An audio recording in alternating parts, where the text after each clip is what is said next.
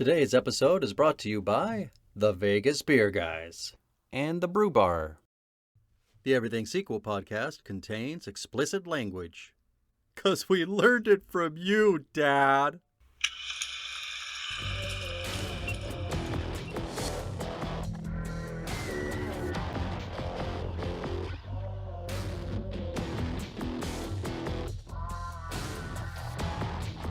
Hello and welcome to the Everything Sequel podcast, the last summer edition.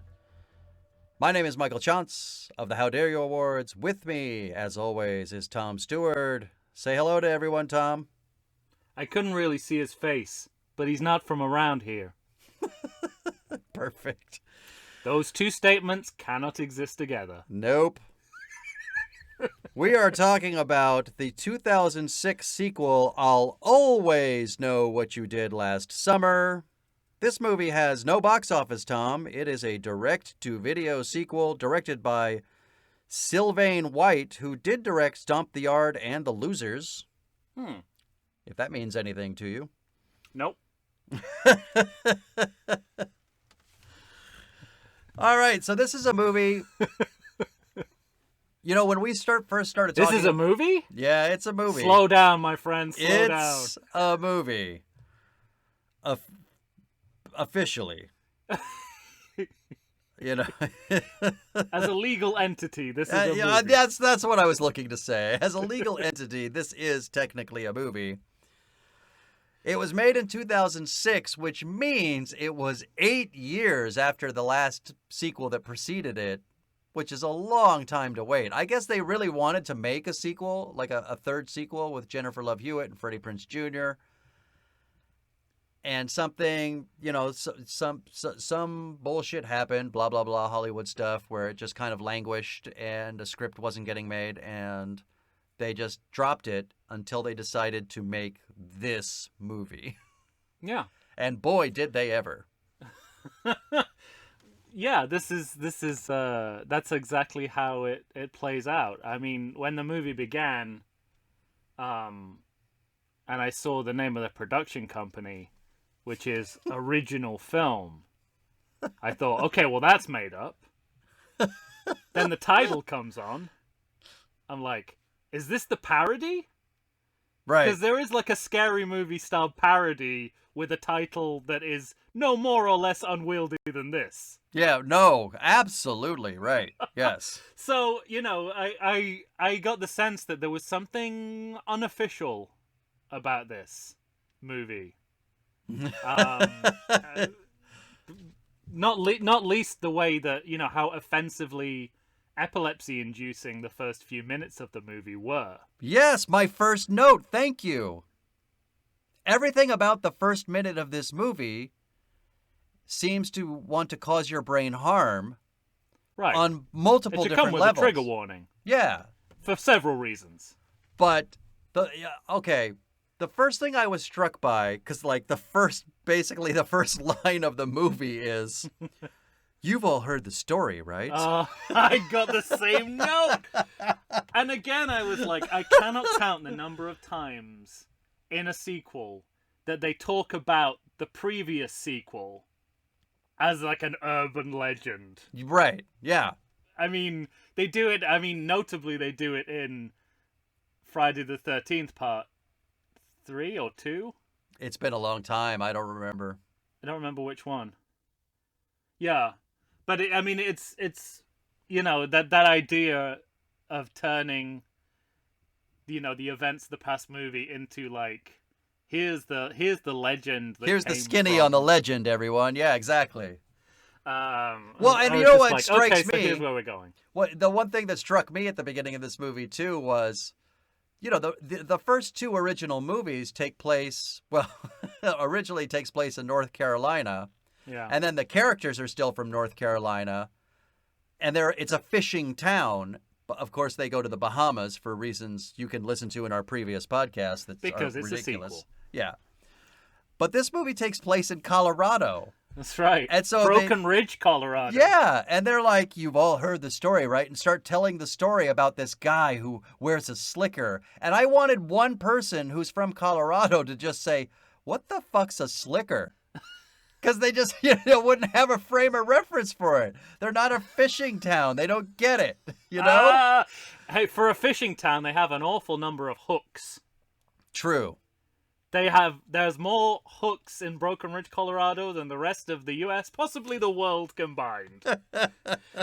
And this is you're pointing out a problem which extends to the entire movie, which is that Broken Ridge, Colorado has somehow become the center of America. Right. Yeah. No. Yeah.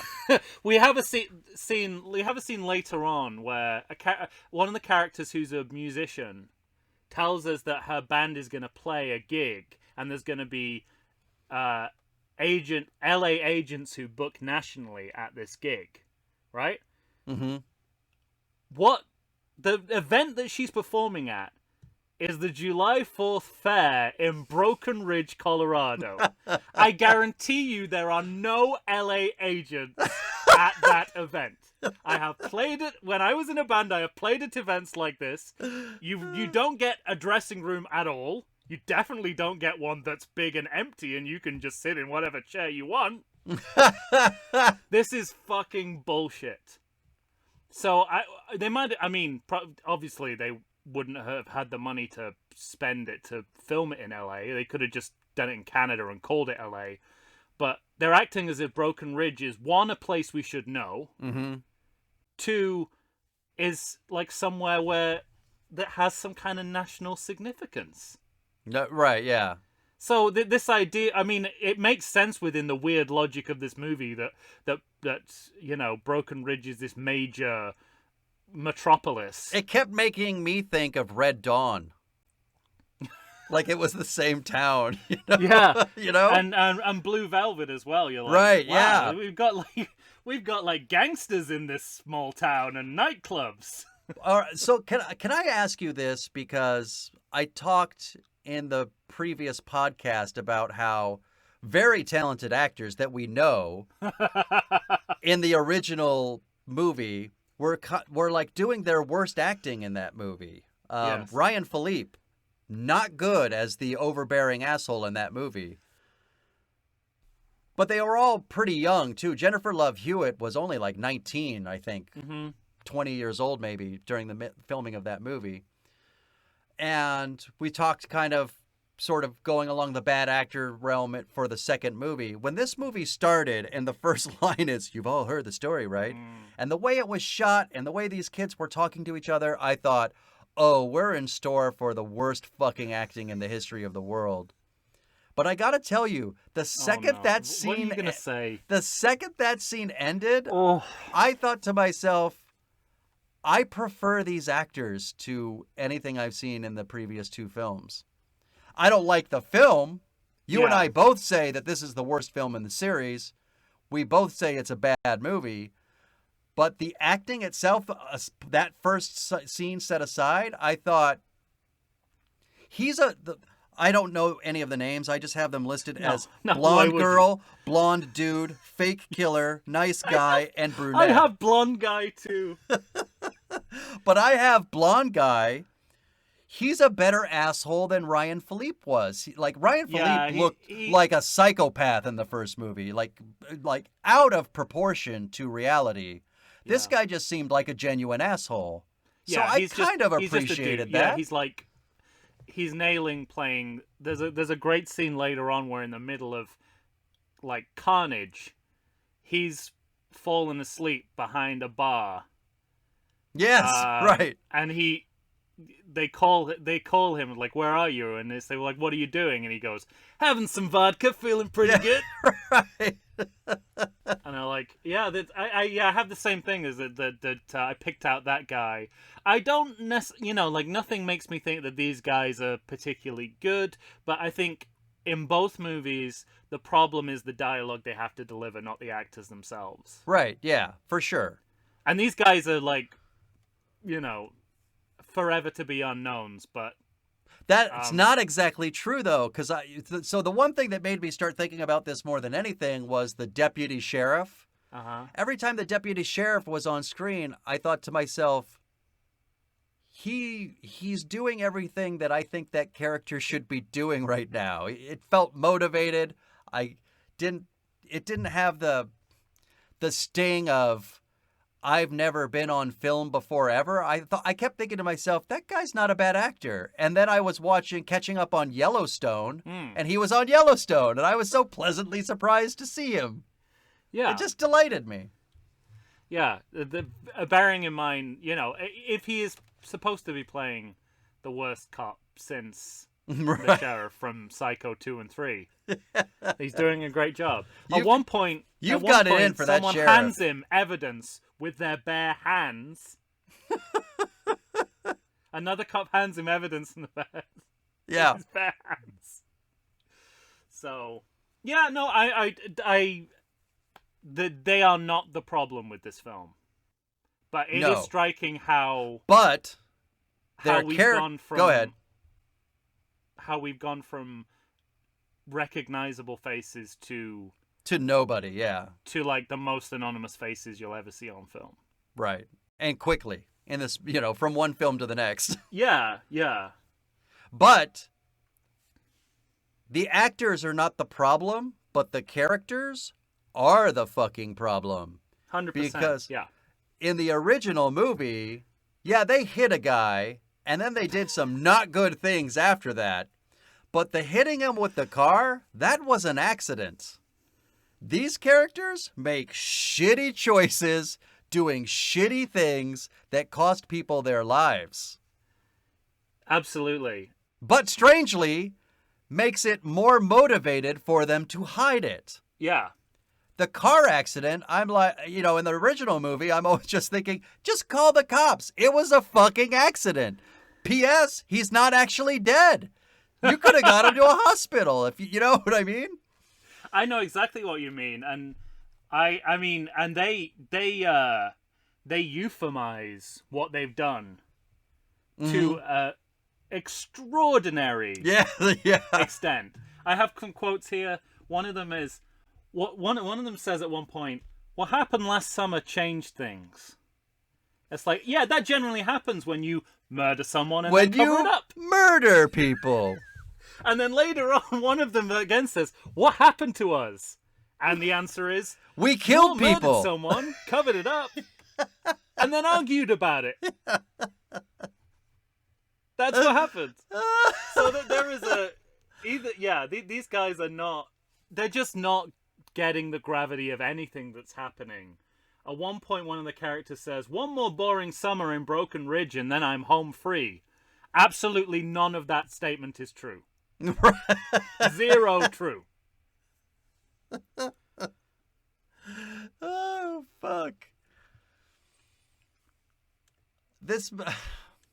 So, okay.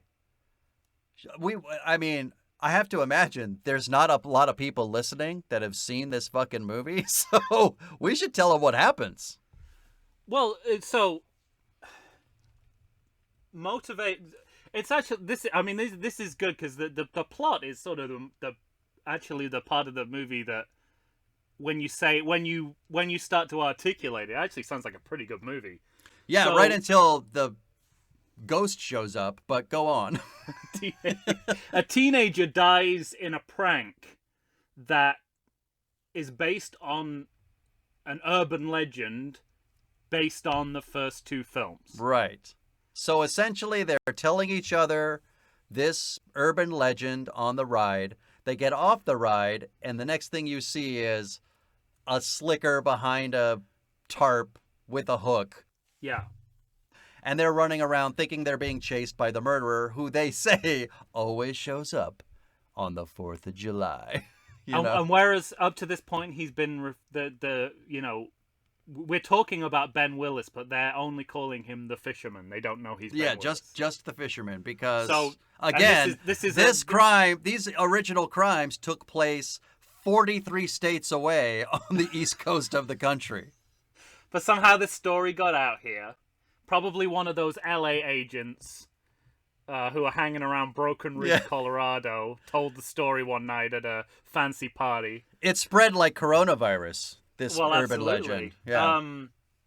And so, and that's important that they're only calling him the fisherman, because this is this is what I mean about the foundations of trying to found a franchise based on a slasher. Mm-hmm. And they're giving him like a colloquial name, rather than just Ben Willis. Ben Willis, right. Which is, I mean, I would say that's a pretty bland name, but when you think about Michael Myers is only scary because you think about what Michael Myers is. Right, yeah. Freddy Krueger, is a perfectly innocuous name until he's a... he's a burned guy who... pedophile serial killer appears in your nightmare. Who enters in your dreams, yeah. Yeah. So, if anything, the fisherman kind of lightens his image a little bit. Yeah, well, and that's the thing is, like, every time, the whole problem for me with the series is every time I see the fisherman, I'm thinking Morton Salt Girl. I just want him to have an umbrella walking down the fucking street, I also think that, has anyone commented on how much the fisherman inadvertently looks like Dark Helmet from Spaceballs? Yeah. Yeah. And well, okay, so... But what's interesting is at this point in the movie, the connection to the original two films is pretty tenuous. Yeah, yeah, absolutely. And we then have a gap of 1 year, like the first movie, and so you think it's going down the avenue of, so this series is gonna be an anthology of horror movies about teens where there's a gap of 1 year involved somehow. So in the first movie, you have inciting incident a year later. In the second movie, it's just a year after that. Right. This movie reverts back to the original. This is basically just a remake of the original film set in Colorado with supernatural elements. And with the other kind of big development is that they've turned the title into a catchphrase. Mm-hmm. Variations on "I Know What You Did Last Summer" are said in every are said, shown, heard in every possible media. Right, but that's the problem with this movie is the title of this movie is "I'll Always Know What You Did Last Summer," because that's really the only place left to go with how you've titled your stupid movies. But that's never said in the movie.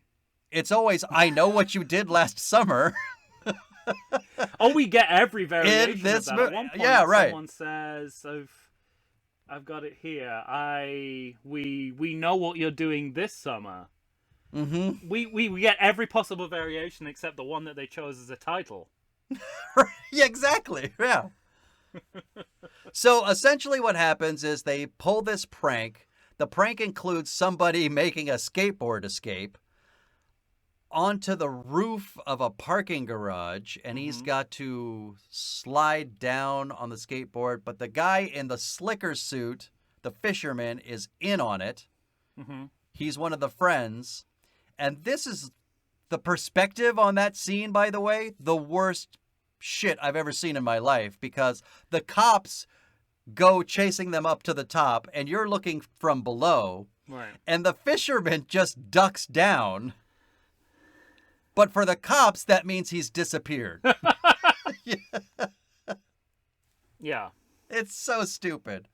But and again, you feel the filmmaking is at fault. It's not the horror trope of the right. dumb cop. No, it's just filmed poorly. They're not particularly dumb cops. But what happens to Skateboard Boy is he falls off. And by the way, none of the kids even know this, which I thought was funny. Yeah.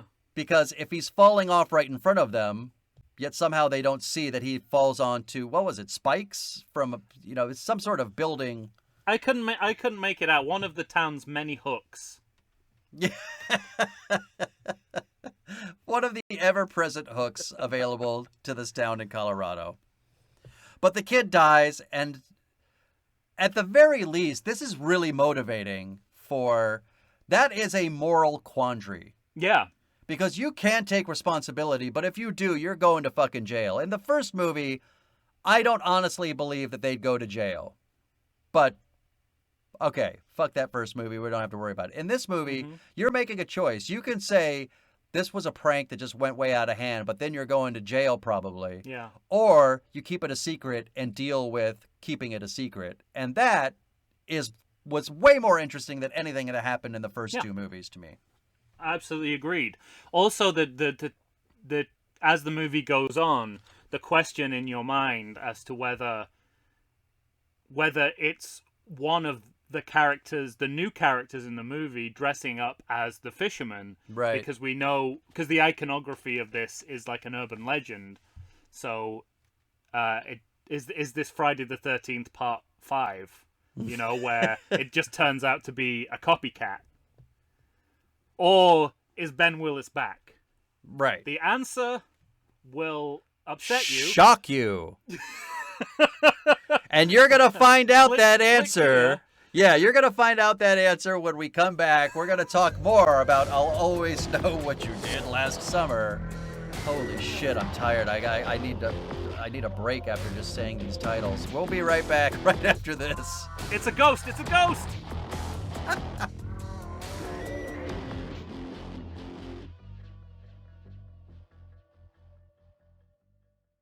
I like to think I know something about beer.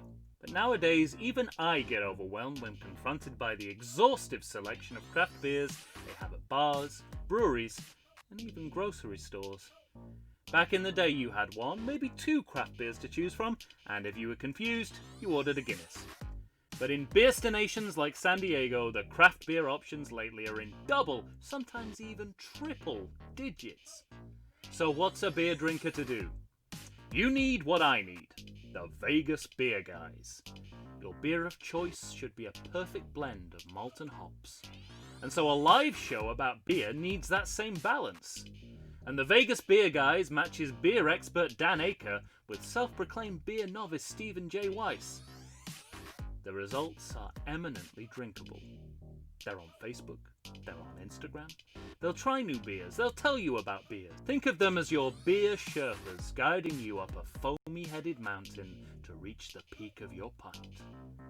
God, I need a beer.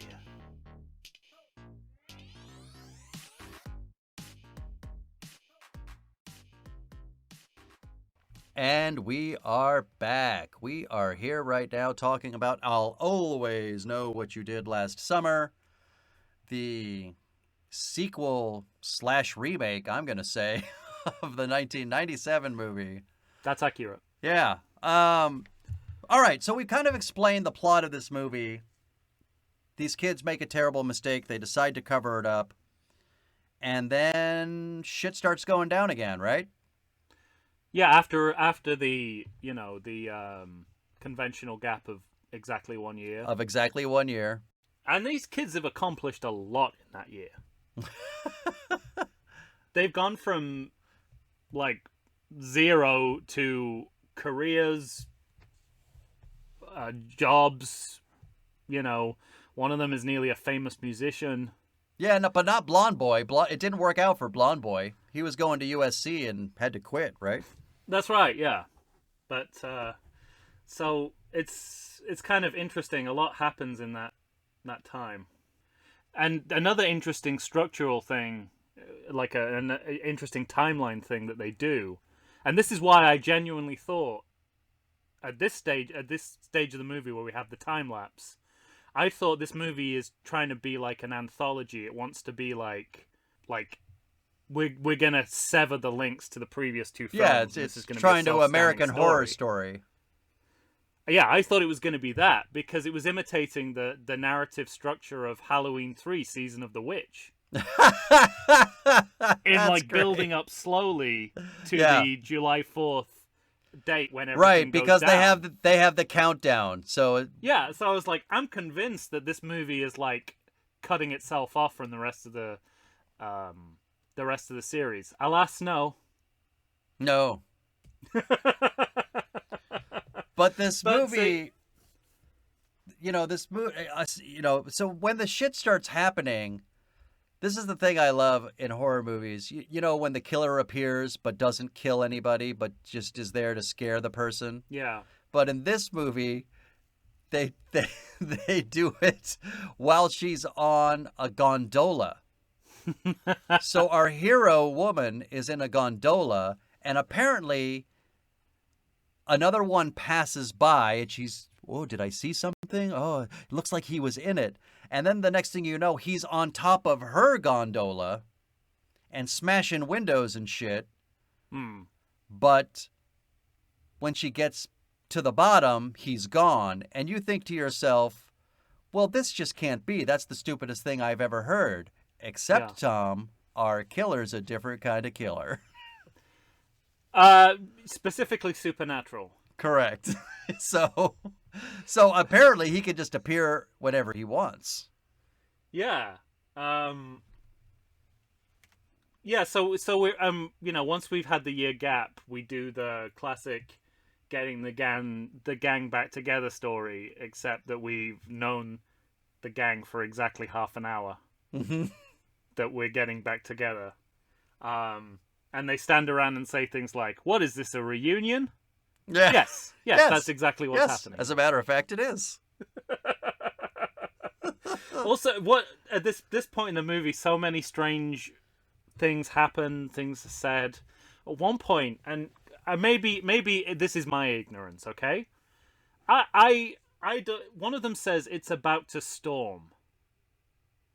Is storm often used as a verb? No, I don't. Yeah, I think you're right. Do you hear I'm not people saying it's about to storm? I'm not from Colorado. I just said the same thing. I said in my notes, is this a Colorado thing? So I can't. You get off speak the bus in Broken Ring. It's like, oh, a storm! It's about to storm. You up couldn't there in even the say sky. it yourself right now. You said it. You said it's a. Yeah, I can't imagine a situation in which you use storm as a verb. That's anyway. great. Yeah, so you introduce the supernatural. But based on what we talked about in the previous movie, how would you know the difference? Yeah, that's true. If as flesh and blood Ben Willis, he can clean up bodies. Well, and that's the thing that about quickly. Then right. what's the supernatural like giving him? He can that clean up he doesn't already bodies. have? He's shot in the grave, but like you said, they didn't even take the time to put leaves on his face. He shows up at the end of the movie, so that posits. Well, it could posit that he's still alive. That's the intended thing about all the the first two movies are trying to tell you. I was surprised when he was a zombie. Yeah. I was expecting to see Ben Willis. But what I was going to say was that comes really late in this movie. Yeah. I don't think they knew they were going in that direction. And I think they just had like I don't know, maybe Star Trek Voyager was filming in the studio over or something, and they were just like, or would have been like Enterprise at that point. This is feel like, can we borrow this mask? Like, sure. Guys, we've got an ending. Yeah, you know what's funny Michael is this... Westmore wonders is like, who took my fucking mask? Because that's how he speaks. This movie feels firmly ensconced in the 2000s because you have... Oh, yes. We've already mentioned skateboarding escape. Skateboarding escape. You have boyfriend and then new boyfriend. And like how you know new boyfriend is a good guy is because he's got spiky hair. They are terrible fucking music. Yeah. Thrash metal. They're upgrading from notes left by the killer to texts left by the killer. That kind of shit.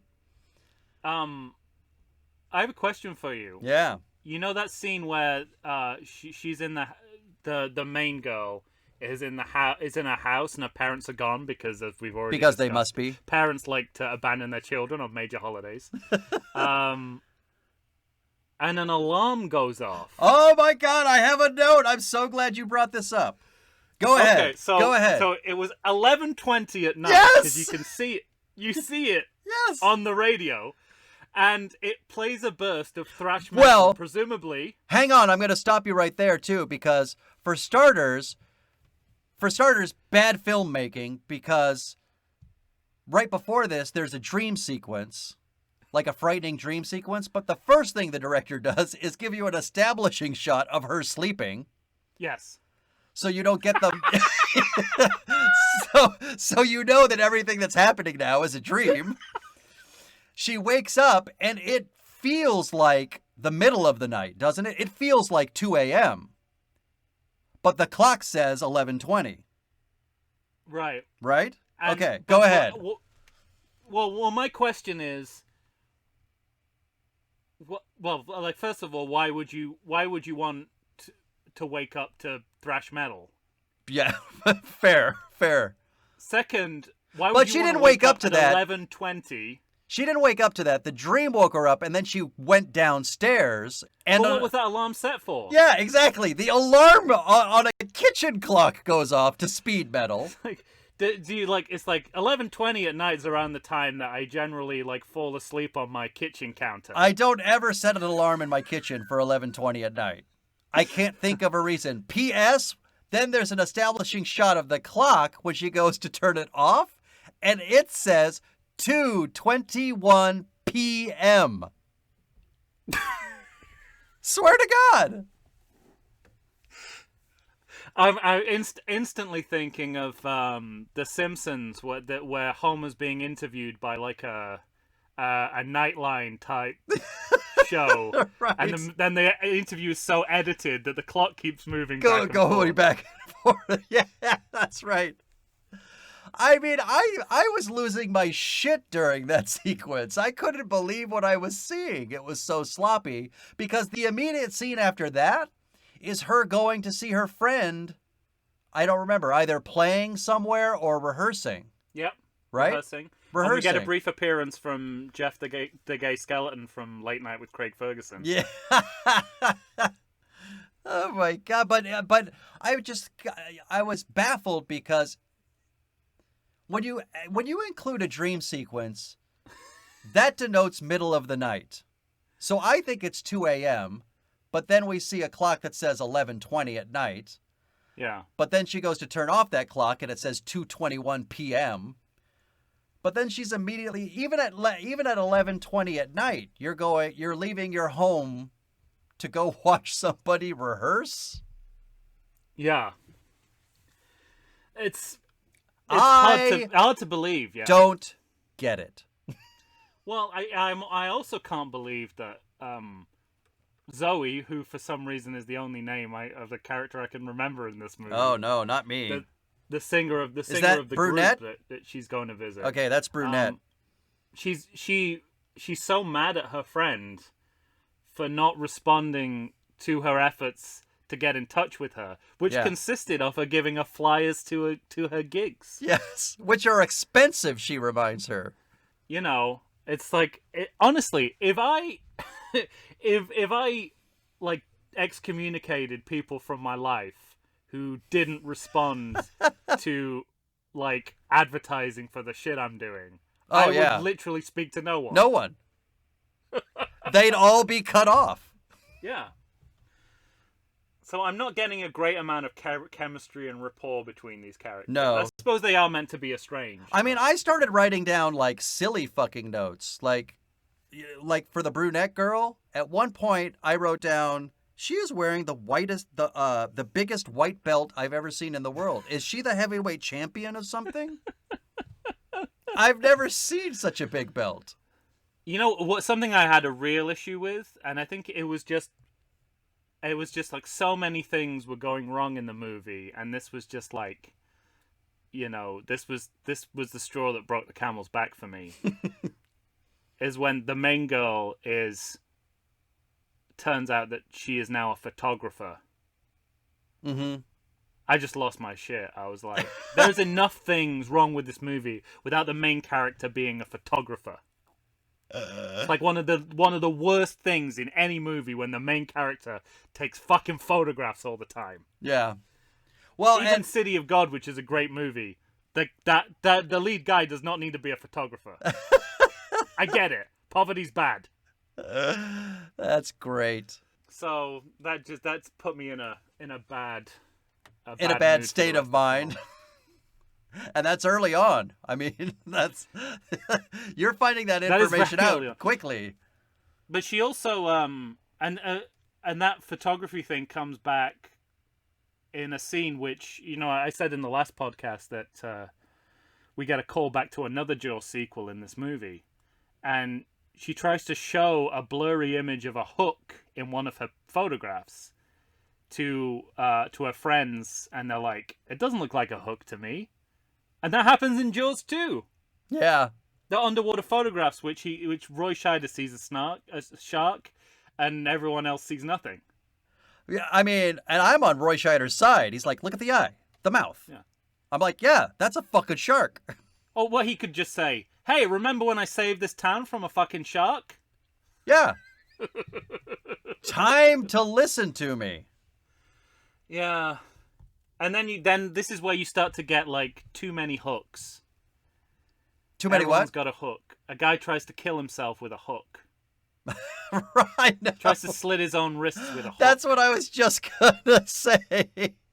In the middle of trying to kill himself, he's confronted by a murderer and then runs away.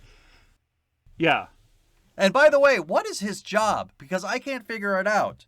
I He's was the like, hook guy at the cable car station. No, I don't know. I was like, is he a welder? Is he an artist? Is he a brewmaster? What the fuck is this kid doing in this huge factory where he's apparently living? Presumably, presumably, when you have as many hooks in one place, you need someone to do inventory. Right. Why would he accept that job, though? You think it would trigger him a little bit. He was the guy wearing the slicker suit, wearing the fake hook. Because you know I what would happened, not right? take that job. Well, you know what happened? He went to the interview and said, "Do you have any hooking experience?" And he was like, "You've Fuck. heard the story, right?" He said, fuck yes. Lots of experience. Well, if you look at my resume, you'll see in the year 2007, I participated in a hook-based prank that resulted in the death of a close friend.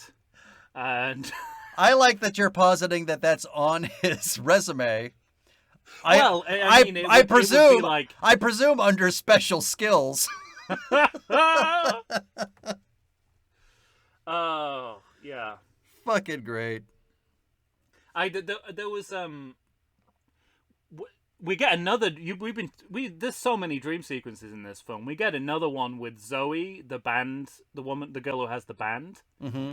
She has a dream sequence where she thinks she's rehearsing in the dream, but it turns out she's not. Is that the one where so and I wrote a note that made me really mad until I realized that they were covering it, because isn't that where she wakes up? But she wakes and you're hearing music like dun dun dun dun kind of music, and you think, and I thought to myself, she's looking around as though she's hearing the instrumental music over this movie. But then she gets up and it turns out it was on a speaker. It's definitely a double dream scene. I remember that. Okay. It's a double dream, but it's so haphazardly filmed you can't tell. How would what's you going know? on. Right. Yeah, exactly. I do remember there's a really annoying piece of feedback, like microphone feed or amplifier feedback in there. And and at that point I just thought, this movie is like one long fucking piece of feedback. The same level of annoyance that's encapsulated in that feedback is this movie. Is present throughout this movie. Also, I mean, there is I noted that there are shots in this movie that are really technically competent and show real filmmaking skill, but are completely meaningless. Yeah. Why are we looking at characters through a rear view mirror? Mm-hmm. We're looking at one of the characters through a rear view mirror for about 3 minutes, solid. And I'm like, great. I couldn't do that. That's a really skilled bit of filmmaking, but But stop showing off with it. Just you're not show us making you can fucking do it and Taxi move Driver. on.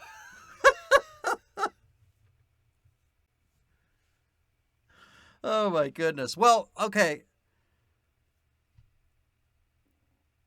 the killer starts killing people. He kills the original guy in the slicker suit. Yes. But the other three last a while They do. together. They really do. They have to figure their shit out together. And they managed to add another member to their crew, which is Which is Nice Guy. Lance, who is the cousin of the guy who died. Nice Guy. But is he the cousin of the guy who died? He's related to him. Yes, he is related to him. But also, he it's also revealed, very quickly. It's revealed that he found out a year ago. I don't think it was a year ago. I think it was like a few months ago. That's I think right. it was because the guy who tries to kill himself with the hook told him a few days before the main part of the story gets started, before we're back to the 4th of July. So he did know, but I guess sympathized with their predicament. I don't think you get closer to people after you find out they murdered and covered up the death of your relative. Well, yeah. Not this technically. is the point it's that not one like of them, Murder once they One realize... though. It's more of a. It's not depraved indifference. It's like a manslaughter. Still murderers. Yeah. It's. This is the point at which they consider throwing the hook in a volcano. What's the logic behind that? I couldn't tell you. It's the blonde guy's idea, so I mean, of course nobody in the movie's listening to it. No, yeah, it's But complete nonsense. He finds the hook that I guess the killer leaves to say, "Fisherman's back" or whatever, and he's like, "Just chuck it in a damn cold volcano," and I was like, "Whoa! Does the hook have magical properties? Is it just the hook killing people?" So now that we're getting into the magical properties, let's take a break. And then turns out that he was right. Yeah, exactly. Probably if they threw it in a volcano, that's what I'm saying. the fisherman would disappear. Ladies and gentlemen, we're going to take a break, and then we'll talk about the supernatural elements to this film right after this. Stay with us.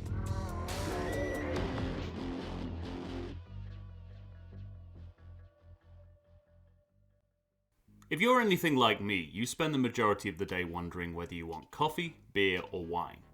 Whichever way you fall, Brew Bar has you covered. Located in the heart of 3rd Avenue Village in glorious downtown Chula Vista, California, which is also my neck of the woods, Brew Bar is a coffee shop, bar, and eatery rolled into one delightful package. Tim and Alex run the place, and let me tell you, listeners, these guys know their coffee. And after you've been in their company, so will you. They turned me on to pour over, and it's literally all I drink now. If for some crazy reason you don't want to try the best coffee in the world, they've got espresso drinks, all kinds of teas, and even coffee cocktails. You heard me? Coffee tails. And we're just getting started. Bottle service on craft beer and wine, alcoholic and caffeinated potions, an all-day food menu with plenty of vegan options. All served up in an atmosphere hip enough to know you're getting the best quality, but not too hip that you feel the need to drive to 7-Eleven and get a bucket of brown swill. Brew Bar. It's the best place to be for beer, wine, coffee, and tea. And if you go, you might even see me. We're back, everyone. We're here talking about I'll Always Know What You Did Last Summer. Tom, we promised we were going to get into the supernatural nonsense of this movie. Yeah. How surprised were you? Because I'm looking at my notes, and my 5th to last note is, "Killer is ghost?" ? Yeah, I had a similar note. I put Ben Willis was flesh and blood last time we saw him. Did they forget? Or has he died between the sequels? So I think this movie is positing that Ben Willis actually died in 2 and now roams the United States in search of kids who commit crimes and don't admit it.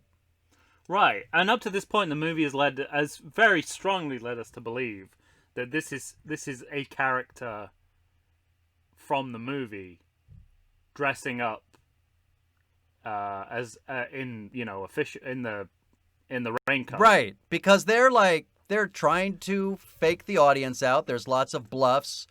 They at one point say the sheriff was involved in special forces. Oh, that sounds like somebody who could murder. You know, sounds like someone who could clean up a body quickly. And it was his son, right? Because it was his son that died. Yeah, it was his son. Yeah.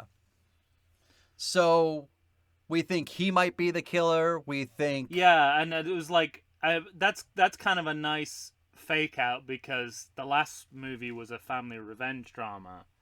Mhm. So it's perfectly possible that they would Right. do the same thing again. And because Nice Guy is the cousin, and because the last Nice Guy in the second movie turned out to be Ben Willis's murdering son, yeah, you think he might be the murderer too. right. But no, it's a ghost. Yeah, it's the ghost version of Ben Willis. But I most want to talk about how remarkable it is that how late they established that it's a ghost, and then any of the rules surrounding this ghost and how the ghost can be hurt. Yeah. Because the characters have to learn that shit on the fly. In just the most ridiculous weak and ways. not in an entertaining, Right. self-reflexive Gremlins 2, the new batch kind of way. No, yeah. In a we haven't written this movie properly kind of way. Well, so basically what you have is they all go to the brunette girls band contest. I'm going to call it. Yeah, this hick fair where, Yeah, you know, right. David Geffen is. Yeah, yeah. The 4th of July local fair in which... Yeah, 4th of July talent, I believe it's called like a talent contest as well. It's not even a real gig. These Yeah, are like right? amateurs. I'm embarrassed to say this though, because they show like their whole song. Yeah. I kind of liked that song. It's fine, yeah. I was like, I kind of like this song. I dig it. Yeah, and we forgot to mention in the last one, Jennifer Love Hewitt performs on the soundtrack of the last movie. Does she? So there's like a crossover here where like You mean beyond just for the yeah, not just singing "I Will Survive." She's got Okay. a song on the soundtrack. Oh, I thought you just meant for the karaoke. No, so there's this kind of both sequels have a kind of crossover where the victims of the killer are also singing on the soundtrack, which there can't be many examples of that. No. So essentially what you have is they go to the fair to see the show, and then they plan on leaving, right? They just want to get the fuck out of town. So basically, I mean, what we've alluded, they sort of deal with what we talked about. It's like, hey, he only kills on July 4th. Let's get the fuck out of here. Right. But unfortunately, they decide to stay until the 4th of July. Zoe's like, oh, I have the gig.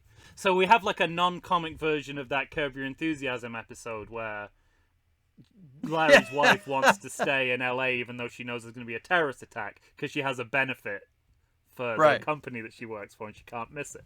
And this is the same thing. It's like, oh, there's going to be agents there. And they're like, yeah, we're going to die. Well, we'll leave as soon as the song is finished. Yeah, but I could finish the song and then leave. Right. And then they can't get out of backstage.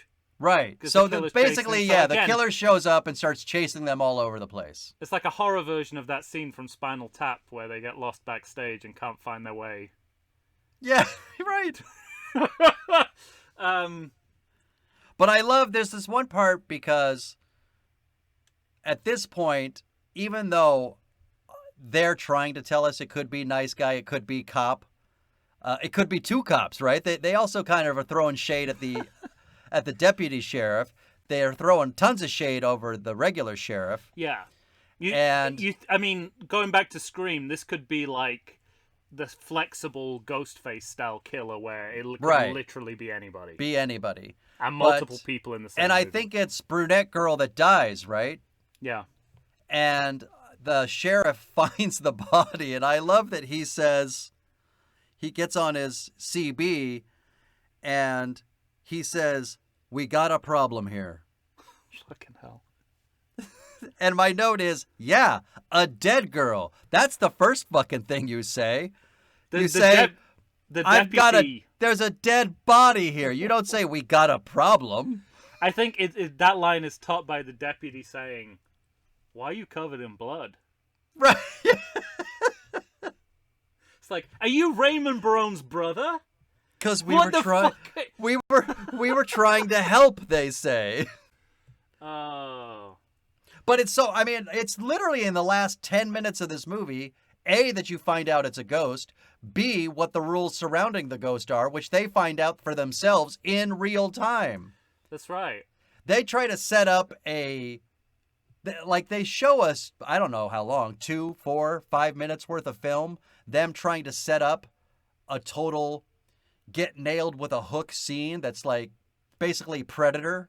Yeah. So instead of a tree up in the up in the forest, they have a hook set to impale. Yeah.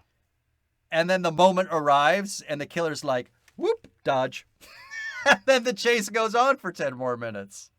I mean, I thought that was going to be the end, but no.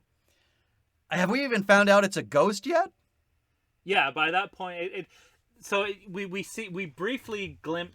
He's got like heavy prosthetics. He's blue. He's gold. His eyes are glowing. I mean, again, it's pretty ambiguous. No one's like, oh, turns out, he's a ghost. They absolutely wanted the actor who played Ben Willis back, and he just said, "No, thank you." So this was their solution. Yeah. Okay. I mean, it's interesting as well. Like when they dispatch him, one of them says I think the main girl says, "The secret dies with you."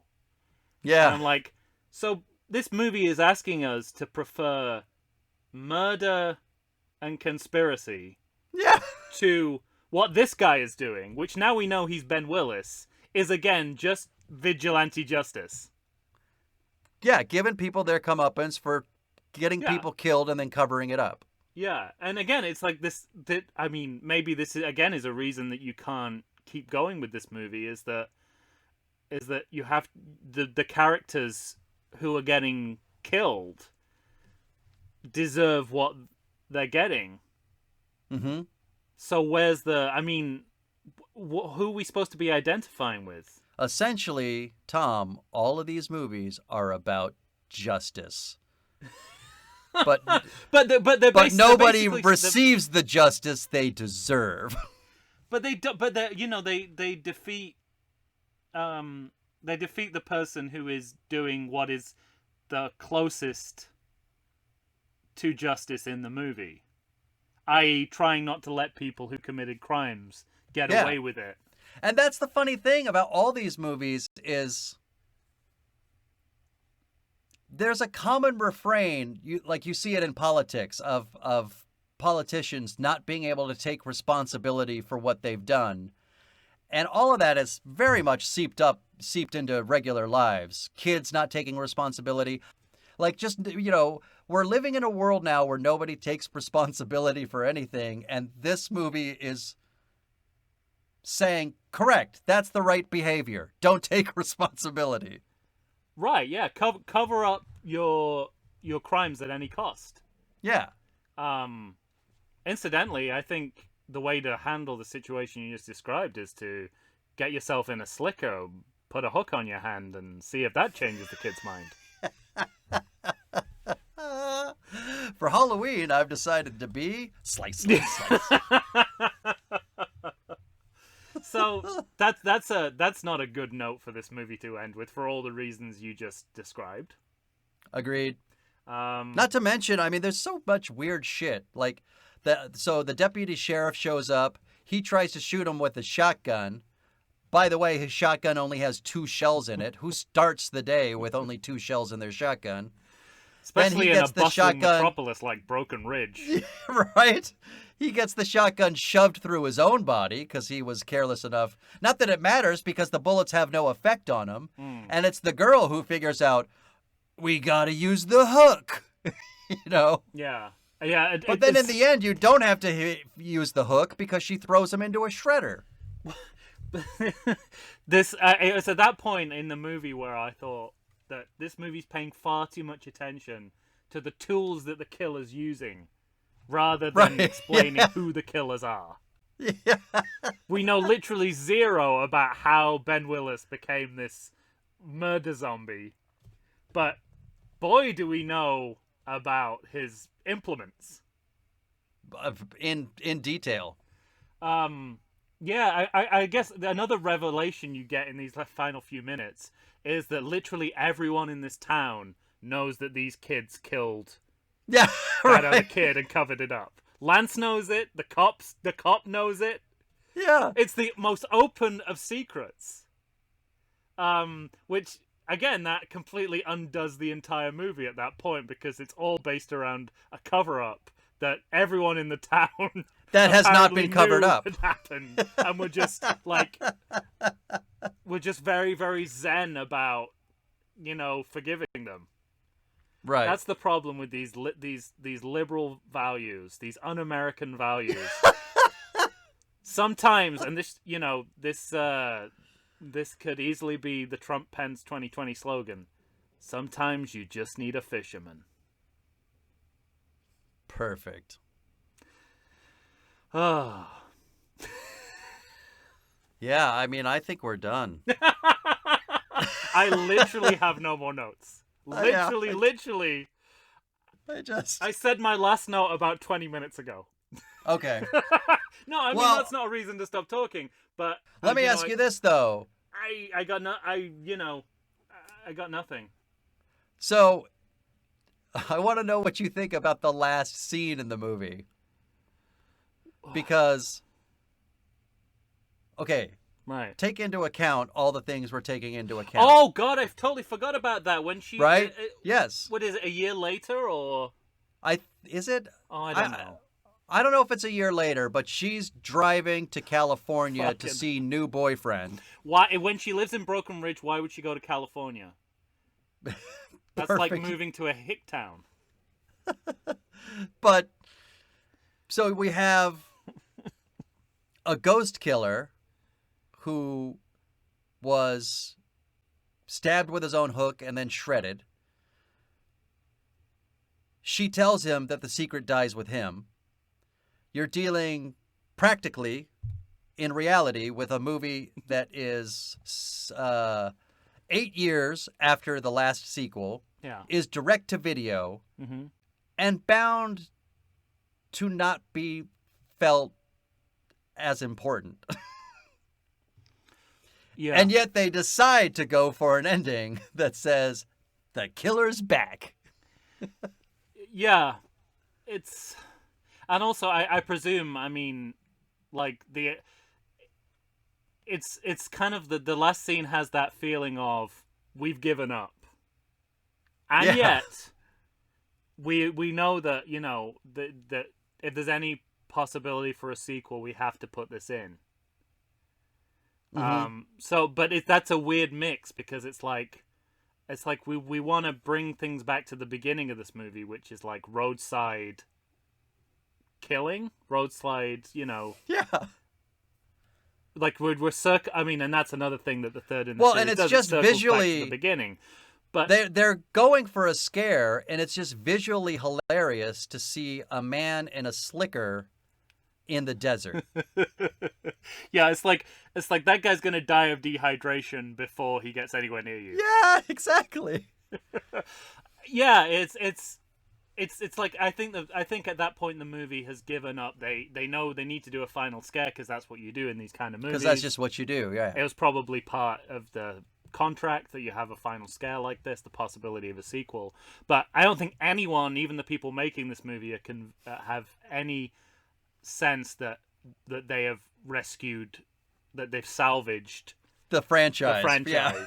I think there is a sense as this movie goes on that this is the kind of last bow of Hurrah.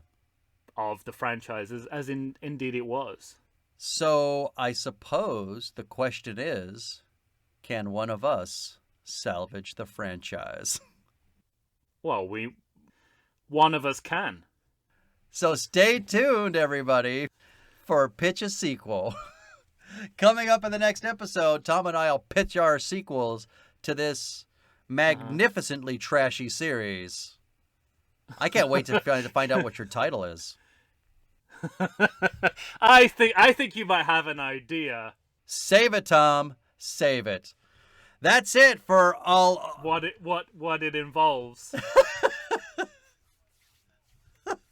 That's it for I'll Always Know What You Did Last Summer. Ladies and gentlemen, I recommend you not watch the movie and just listen to the podcast. Yeah, I mean, I think we have covered literally everything that happens in the movie. And you can't say that about many movies. The movie can't even say it about itself. We did it with aplomb. Take care, everybody. We'll see you next time. We're pitching our sequels. Stay tuned. Bye.